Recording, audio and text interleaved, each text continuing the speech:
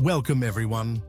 Today we're diving into Bitcoin, what it is, how it works, and why it matters. We'll cover its origins, the technology behind it, and its role in the future of money. This quote from Harvard Business Review highlights an important analogy. Just like email revolutionized communication through TCP/IP, Bitcoin is transforming how we handle money through blockchain. Both systems are decentralized, open source, and driven by communities rather than governments. In 2010, Laszlo Hanyecz paid 10,000 BTC for 2 pizzas, an iconic moment in Bitcoin history. It illustrates how far we've come in understanding the value of digital currency. That amount of Bitcoin is worth millions today. Bitcoin emerged from the cypherpunk movement, a fight for privacy, freedom, and control. It was created in 2009 by the mysterious Satoshi Nakamoto as a response to the financial crisis. At its core, it's digital money built on cryptography and consensus. All right, folks, we're in the heart of this crypto journey. Loving the content? Hit that subscribe button, like, comment, and share to spread the word and help others dive into this crypto world. Don't miss our playlist for more exciting videos. Let's keep it rolling. Bitcoin is anonymous, decentralized, immutable, trustless, consensus-driven, and global. These traits define how it works and why it's different from traditional systems. Here's a side-by-side comparison of banks and Bitcoin. Bitcoin replaces centralized trust with math and consensus, offering identity management, transaction services, and record-keeping without intermediaries. Identity is central to financial systems. In Bitcoin, public and private keys serve as your address and password. This cryptographic identity is what allows you to receive and control your money without revealing your real-world identity. Bitcoin doesn't use account balances like a bank. It uses the UTXO model. Think of each payment like a piggy bank. To spend, you break open the right piggy banks to make up the exact amount. Instead of one central ledger, Bitcoin uses a distributed ledger. Everyone has a full copy of the blockchain, ensuring transparency and redundancy. In traditional systems, a central authority validates transactions. Bitcoin uses a decentralized consensus mechanism, no single point of failure or trust. Bitcoin relies on massive numbers of possible key combinations, 2 to 160, to ensure that your private key is secure. It's practically impossible for someone to guess or duplicate a valid private key. To prevent fraud, like double spending, Bitcoin uses peer validation. Transactions are broadcast to the network and only accepted if they don't conflict with existing ones. A Sybil attack is when someone creates multiple identities to gain more influence. Since Bitcoin is anonymous, this is a real concern. The solution? Vote not with identities, but with resources. This is Bitcoin's solution to Sybil attacks. Miners must solve a computational puzzle, ProofOfWork, to propose new blocks. This requires real-world resources, making attacks expensive and infeasible. Let's recap. Identity, controlled through cryptographic keys. Transactions, use UTXOs to represent and spend value. Record keeping, distributed blockchain. Consensus, achieved via proof-of-work to prevent fraud. Any good currency needs these traits: scarcity, fungibility, divisibility, durability, transferability, and legitimacy. Bitcoin meets these through design, not centralized trust. Sometimes the community disagrees. This leads to a fork in the blockchain, where 2 versions of Bitcoin can coexist. Forks are democratic, but also potentially divisive. If one group controls more than half of the network's power, they can manipulate the blockchain. This is a 51% attack. It's rare, but a known risk. Bitcoin assumes most participants are honest. Let's go with the naive approach first. Every person can propose transactions freely and save valid transactions they receive. If Jillian wants to send Brian 10 Bitcoin, she can tell everyone to indicate this change in their personal record book. Then make sure she has enough money in the UTXOs she's spending, hasn't already spent these UTXOs, and that she has a valid private key to sign off on these transactions. Then everyone goes ahead and updates their records. But what if Jillian promises to send me a Bitcoin and Brian the same Bitcoin? She tells me she's sending it to me and tells Brian she's sending it to him. At this point, Brian and I own the same Bitcoin, but neither of us will know until we try to spend it later and find out we have conflicting histories. What went wrong? We didn't wait for confirmation from the rest of the network that this was a universally accepted truth. So now we know that we need a way for everyone to be on the same page. Let's set up a voting system where people propose transactions and the rest of the network votes on whether to accept it. So now we know that we need a way for everyone to be on the same page. Let's set up a voting system where people propose transactions and the rest of the network votes on whether to accept it. In traditional systems, we rely on a central authority to ensure everyone is on the same page. This authority batches all transactions, checks for validity, and makes sure no one spends the same funds twice. But Bitcoin aims to eliminate this central authority. So the big question is, how do we get everyone to agree on the state of the ledger without a central boss? That's where consensus mechanisms come in. The goal is to keep the decentralized system synchronized and secure, despite having no single point of control. Bitcoin's answer to consensus is for everyone to independently verify transactions and accept valid ones as they come. But what happens when someone tries to cheat the system, like spending the same Bitcoin twice? That's called a double spend attack, and it poses a serious risk. This slide sets up the problem. How do we prevent fraud in a system where everyone is acting alone?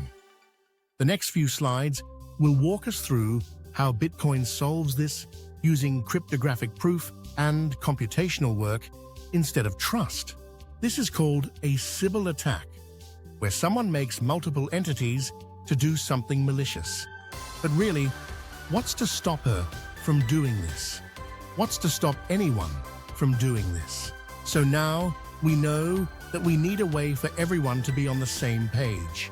Let's set up a voting system where people propose transactions and the rest of the network votes on whether to accept it. Now we know we need to make it expensive to cast a vote. We need to expend something scarce in order to participate in the decision-making process. Satoshi Nakamoto recognized that we can prevent Sybil attacks by tying voting power not to identity but to resources, computational power. Enter proof of work, evidence of spent resources. In order to propose a block, you must provide proof of spent resources. The proof is a solution to a hash puzzle, which can only be solved through spending resources to brute force the solution. The hash puzzle solution is required to make a block valid. Consider expense or cost, the loss of some resource in order to achieve something goal. Since we need to make votes expensive to cast, we need to identify a resource to force others to spend. Satoshi realized that to preserve freedom and anonymity while solving the issue of endless identities, each vote needs to be tethered to the individual's computer. And what does a computer do best? It computes. Satoshi defined a new protocol called ProofOfWork, in which computers can only cast votes after performing an expensive amount of computing power. You might not realize, but every computer operation consumes energy and time, both of which are valuable resources. By forcing someone to consume these two things, you generate two results.